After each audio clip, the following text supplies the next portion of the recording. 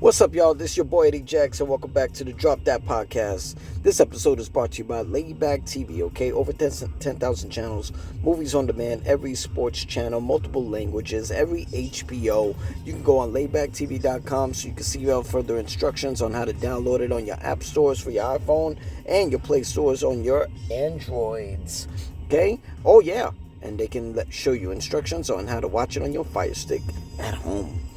And you can ask any questions you want on their Instagram on official_layback TV.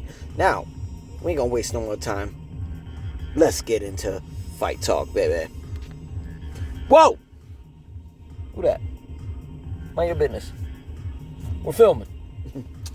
Okay, so we got fight talk, all right? And then announcements from UFC President and CEO Dana White. I'll put it down for the last UFC card of not only 2025, but the last on the ESPN platform. They are moving over first hand to Paramount Plus come top of the 2026. So they're giving you all kinds of fights. You know what I'm saying? We got Henry Cejudo taking on Talbot. We got Pantoja taking on number one contender Van for the UFC flyweight title. And we got Merab Delavici, I hope I'm saying his name right, against Peter Yan in a rematch for the Bantamweight Championship. Holy shit. Peter Yan could correct a lot of I would say a lot of karma, maybe, a lot of negativity behind losing the title to Aljamain Sterling by taking on his training partner, Merab, who's on a tear. And this will be fourth fight of the year, of the calendar year. You know what I'm saying? If Merab pulls this off, that means he has defeated Umar Nurmagomedov, the rematch for Sean O'Malley, Corey Sandhagen, and then Peter Yan. That's big. You know what I'm saying? I guess they're going out with a bang. You know what I mean? Imagine what kind of event that's going to be. But, you know, it's going to be Henry Cejudo's final fight against Talbot. He announced it as his last fight. He's retiring again. Shame. It's very regretful, man. You know, to see a two-division champion, flyweight and bantamweight champion, gold medalist Henry Cejudo, the Triple C, Mr. Cringe. Damn, man, he could have been C4, bro. You know what I mean? He was on the verge of trying to become four world champion. If he would have pulled off a featherweight championship, that would have been a fight. You know, Henry Cejudo versus Alexander Volkanovski for the featherweight title. That would have been huge, and that means he would have been C4. Holy shit, yo! I bet he was betting on that one. But it's gonna be his last fight. It sucks, man, because I don't think he should have retired to begin with. Back when he defeated Dominic Cruz during the pandemic. It was just, bro, this guy was on his prime. You know what I'm saying? I was there when he won the UFC flyweight title from Demetrius Johnson, and we never got that trilogy fight. But damn, man, that sucks, bro. Imagine where we would be if he didn't retire. You know what I'm saying? He would have definitely got his different contract. He would have been fighting for the featherweight title eventually. Sucks.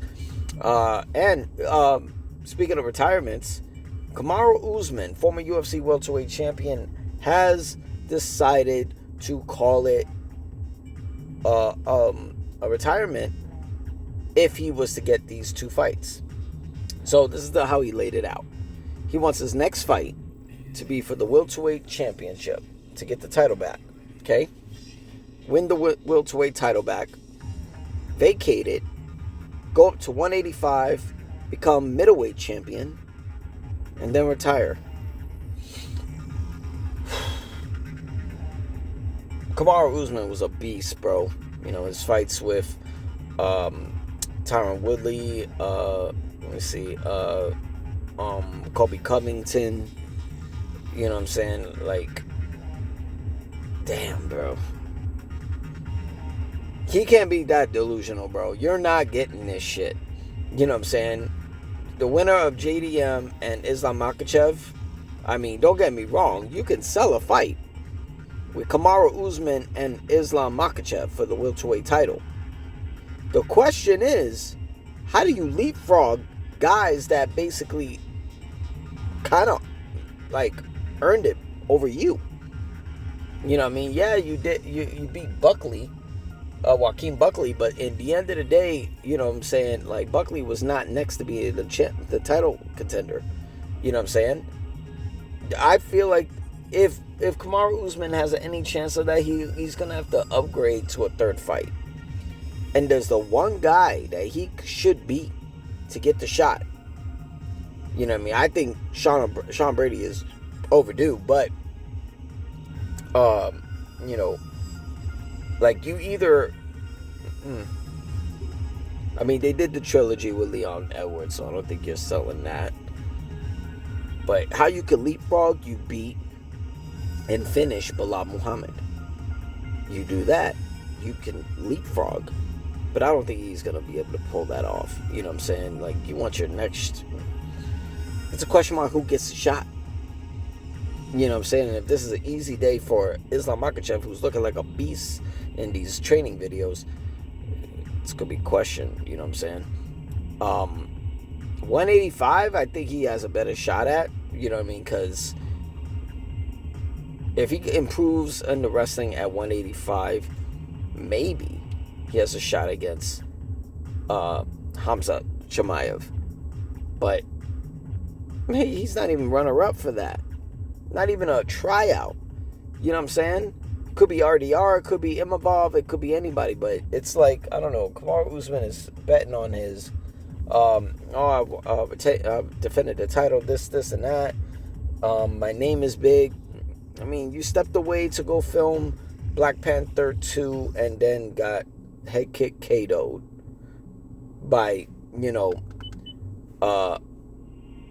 by Leon Edwards. So I don't think that's happening. So, I mean, shout out to him. Maybe he might get it.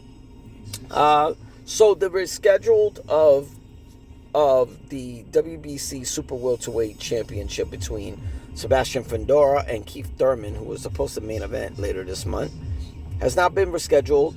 Fundora actually suffered a little hand injury. Good thing we ain't gotta wait too long. You know what I mean? Sucks that we don't get that fight, but we don't have to wait too long. That has just been downgraded to possibly they're working out a co-main event between on the card that is going to be Manny Pacquiao versus Rolly Romero for the WBA welterweight title. So we're still gonna get it, and if you could put that as co-main event, that's crazy. Fundora, Thurman, Rolly, Pac-Man, all on one night. It's fucking insane. I think we hopefully get that. Before we get out of here, it's just been announced Anderson the Spider Silva and the All-American Chris Weidman. Now, if you are familiar in the UFC, when you hear these fights, and when you hear these names, you would know that Anderson Silva and Chris Weidman have faced each other in the past. Not to be the bearer of bad news, about 10 to 12 years ago. Okay? Anderson Silva was on a verge of defending his middleweight championship over and over again until he ran across a top number one contender in Chris Weidman. Thought he would play little, you know, possum and shit, and got caught with a left hook. Chris Weidman finished Anderson Silva. First time he's ever lost in the UFC. Chris Weidman win this title. 6 months later, we get the rematch. 6 months later, we get the rematch. Now, the rematch wasn't going too good. It looked like Anderson Silva was losing the fight. You know, Chris Weidman got comfortable knowing, hey, I knocked you out once, I can knock your ass out again. Anderson was losing the round one, but round two came to a leg kick. You know, just a kick to the leg, which Chris Weidman checked it. When he checked it, he didn't just check that leg, he broke that leg. That's right. Anderson Silva broke his leg from a kick that got checked by Chris Weidman. I mean, that leg was like fucking wobbly, yo. Fight was automatically stopped. That went into a win column for Chris Weidman. Now, what's creepy about that Years later, Chris Weidman faces a fellow fighter named Uriah Hall. Very familiar with each other. Chris Weidman threw that same kick and broke his leg as it got checked, just like Anderson Silva did. Holy fuck. Talk about a motherfucking full circle. Now, Chris Weidman and Anderson Silva left the cage of UFC and MMA, decided to pursue boxing. Did a great job, actually. You know what I'm saying? He defeated Julio Cesar Chavez Jr. He knocked out Tito Ortiz. He faced Jake Paul, but lost by decision. But he made a good living, and he just cashed out on $10 million from the antitrust lawsuit settlement from the UFC. $10 million richer. Shout out to Anderson. Chris Weidman retired finally. You know what I mean? It's just he just wasn't finding his way inside the UFC anymore. He's past his prime. But somehow MVP, the staff of MVP were able to pull off a boxing fight and a third fight overall between Anderson Silva and Chris Weidman, and that is going to be on the Jake Paul and Tank Davis Netflix card. That's right. Anderson Silva and Chris Weidman are going to go at it for a third time, but this time in a boxing ring for 6 rounds. They're going to open the card, apparently, on Netflix. Holy fuck. No more kicks. No more wrestling. No more jiu-jitsu. It's just hands. I don't really see Chris Weidman pulling this one off. Not because I feel like his hands are better than Silva or Silva's hands are better than his. I feel like Anderson Silva, he got his feet wet in the boxing ring. He's been there. He's doing it. He's won. He beat a former world champion boxer. So I think Silva is 6 rounds. I think that's perfect for Silva. I think I got Silva on there, but we're gonna dive into it as soon as we're getting close next month to the Jake Paul versus Tank Davis card. But I got Silva so far. But that's all we got for Fight Talk. I'm your boy Lee Jax for Drop That Podcast. Okay, make sure you hit that sub button, hit that like, run those hype up, hit the comments, say what you want, do what you gotta do. Okay, it's just my opinion. All right, y'all be cool. All right, peace.